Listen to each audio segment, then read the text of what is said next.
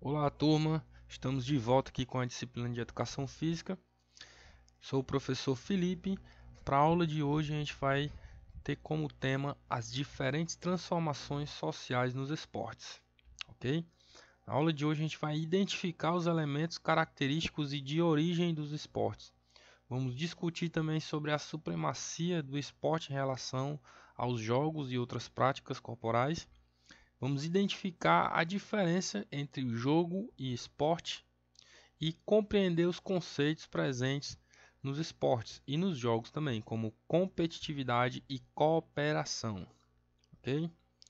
Para iniciar nossa aula, a gente vai começar com uma pergunta: é jogo ou esporte? Esse termo é muito comum utilizarmos para as mesmas práticas, para as mesmas atividades.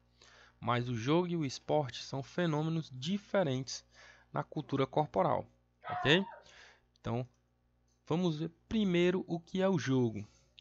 Jogos são atividades físicas ou não que são realizadas como forma de entretenimento e suas regras podem ser criadas e modificadas pelos próprios jogadores. Embora existam competições, essas não são sistematizadas. Os jogos não necessariamente estão ligados à atividade física, podem envolver apenas estratégia e raciocínio, como o jogo de cartas ou jogo de tabuleiro. Porém, alguns esportes podem ser considerados jogos quando realizados para fins lúdicos e de forma amadora, como o futebol de rua, ou como é conhecido, a pelada, né? Agora vamos ver o que é o esporte. O esporte são atividades sistematizadas realizadas com fins competitivos e que possuem regras pré-definidas por instituições reguladoras. A maioria dos esportes estão relacionados à atividade física, como futebol, atletismo, basquete, handebol e por aí vai. Mas algumas exceções, como o xadrez, que também é considerado um esporte. Os esportes são frequentemente ligados à carreira profissional e à remuneração, e por isso buscam um alto rendimento por meio de treinos, certo? Então, a maior diferença do jogo e o esporte é que são referentes às suas regras, né? Que no jogo as regras elas podem ser modificadas durante o jogo mesmo e pelos próprios jogadores. Já o esporte não, o esporte funciona através de um sistema, tem toda uma sistemática através desse esporte que vai regular todas as ações, tanto dos jogadores, quanto dos árbitros, quanto dos juízes e por aí vai, dos técnicos e etc, certo? E outra diferença entre o jogo e o esporte é que com relação à sua prática. Na prática do jogo, não necessariamente exige um local específico, né? O jogo ele pode ser praticado em qualquer ambiente, qualquer local, pode ser adaptado, certo? E também não há a exigência de uniformes para cada participante, diferente para a prática dos esportes, que na maioria dos casos utiliza-se uniformes adequados e as próprias competições exigem uma certa premiação para os seus ganhadores, né? Como medalhas, troféus, títulos e até premiação em dinheiro. E também, obviamente, exige um local adequado para a prática de cada modalidade. Um exemplo, se a gente for falar um pouco do futebol, o futebol ele é realizado no campo de futebol, né? Tem um campo adequado para a prática dessa modalidade. Se a gente for trabalhar com o futsal já é um futebol de salão, ele já é realizado em outro local, em uma quadra, né? Em um ambiente próprio para a prática dessa modalidade.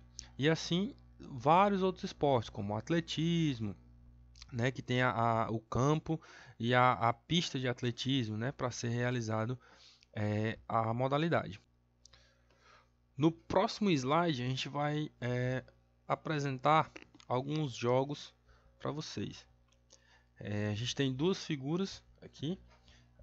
O primeiro é um jogo muito tradicional, um jogo de tabuleiro que é conhecido como damas, cujo objetivo é eliminar todas as peças do seu oponente. Para isso, a gente vai realizar um movimento que pula a peça, a dama do seu adversário, caso ele deixe algum espaço vazio atrás dela. E o mesmo vale para você, o que necessita de muita estratégia para realizar as ações desse jogo. Então, um jogo que ficou muito conhecido aqui no Brasil, inclusive, e em várias partes do mundo, certo? E nessa outra figura a gente vê algumas crianças correndo e tal. E esse é o pique-pega, que é uma brincadeira que foi criada na Holanda em 1830 e logo se popularizou por todo o continente europeu. O jogo ele pode ser de número ilimitado de participantes, certo? E o mais engraçado desse jogo é que surgiram várias adaptações dele, né? Que foi aquilo que a gente falou, que no jogo as regras podem ser modificadas pelos seus jogadores.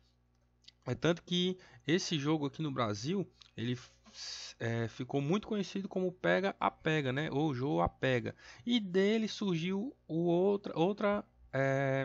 uma adaptação, né, dele, que é o Pique Cola, que é um jogo onde o pegador vai correr atrás dos fugitivos e quem ele pegar vai ficar parado, né? Ou seja, é uma modificação da brincadeira tradicional, do jogo tradicional, que seria o pega a pega, na qual, de modo geral, eles estão divididos naquele que vai capturar e naqueles que vão fugir, né? E aí, como é um jogo, existem várias formas várias regras de você brincar, né? De você jogar esse jogo do pega-pega. E aí vai de acordo com a sua turma, com a sua imaginação, certo? Já nesse slide temos dois esportes, certo? Dois esportes mundialmente conhecidos, que o primeiro esporte é o futebol, que é um dos esportes mais populares do mundo e suas origens remontam a mais de 5.000 anos na China. Porém, o modelo que conhecemos hoje foi organizado na Inglaterra em 26 de outubro de 1863. Essa é a data da fundação do Football Association em Londres e é o início da profissionalização do esporte no mundo, certo? Na segunda imagem, inclusive a gente tem a seleção brasileira de vôlei sendo apresentada aí. A gente vê o voleibol, que foi inventado em 9 de fevereiro de 1895 por William George Morgan, nos Estados Unidos da América.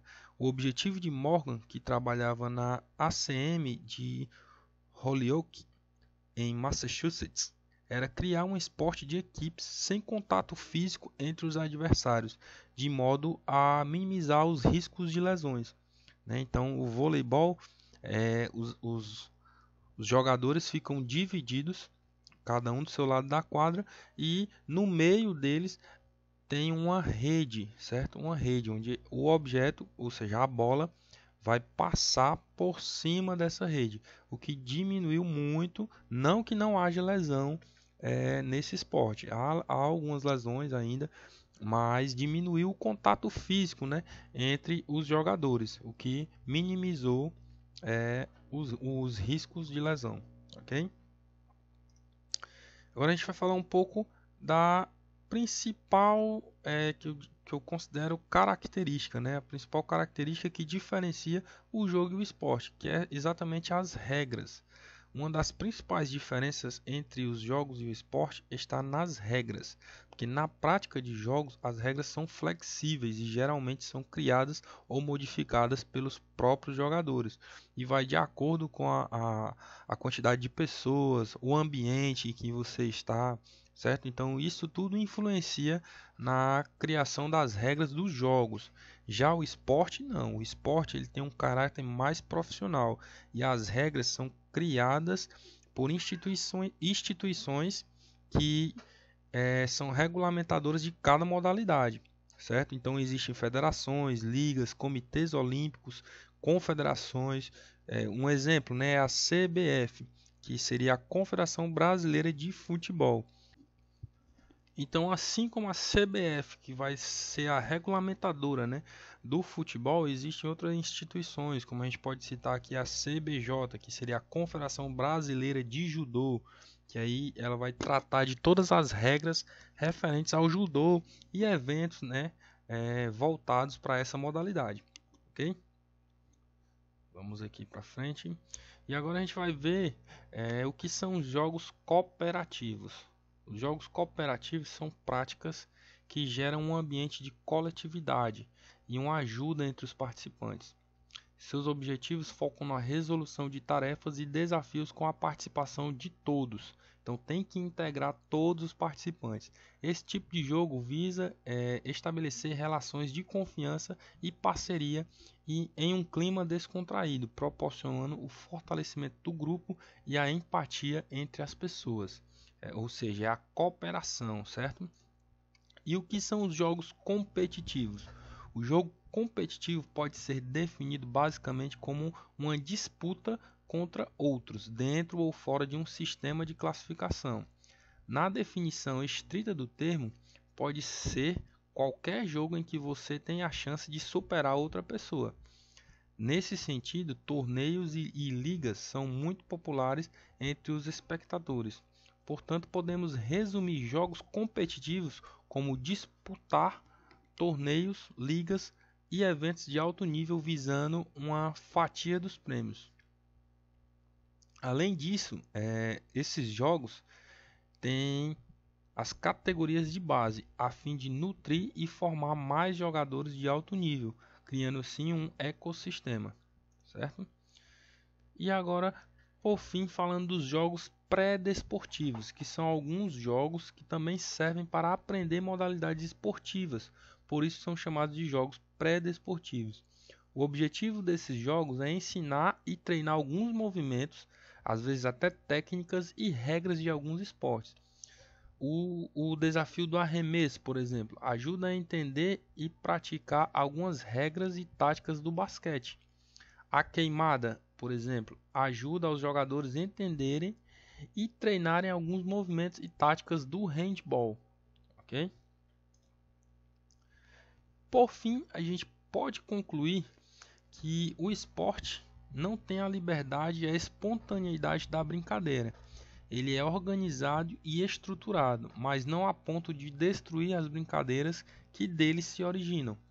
O esporte não é desempenhado de acordo com um roteiro pré-planejado. Ao contrário, ele se revela de um momento para o outro de acordo com as escolhas e ações das pessoas envolvidas.